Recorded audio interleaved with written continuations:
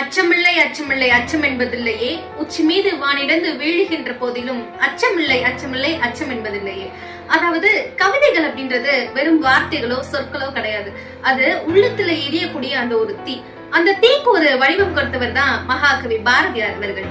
அவருடைய வரிகளும் சொற்களும் தான் இன்றைக்கும் காலம் கடந்து மக்களுடைய மனசை தட்டி எழுப்பக்கூடிய வரிகளாக பாரதியாருடைய வரிகள் இன்றைக்கும் நிலைத்து நிற்கு. இன்று அவருடைய பிறந்த தினம். பெண்கள் எழ வேண்டும், இளைஞர்கள் போராட வேண்டும், நாடு முன்னேற வேண்டும் என்ற எண்ணம் கொண்டவர். சுதந்திரம், துணிவு, நம்பிக்கை கொண்டு பயம் என்ற சொல்லே அகராதியில் இல்லாத கவிஞரும் கூட.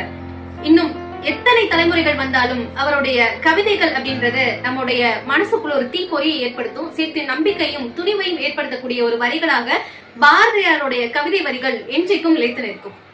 பாரதியார் கவிதைகள்ல இந்த குறிப்பிட்ட வரிகள் என்னுடைய வாழ்க்கையை மாற்றமைக்கக்கூடிய ஒரு காரணமாக இருந்தது, இல்ல இந்த வரிகள் எனக்கு ரொம்ப பிடிச்ச வரிகள் அப்படின்னா அந்த குறிப்பிட்ட வரிகளை கமெண்ட்ல மக்களோட ஷேர் பண்ணுங்க.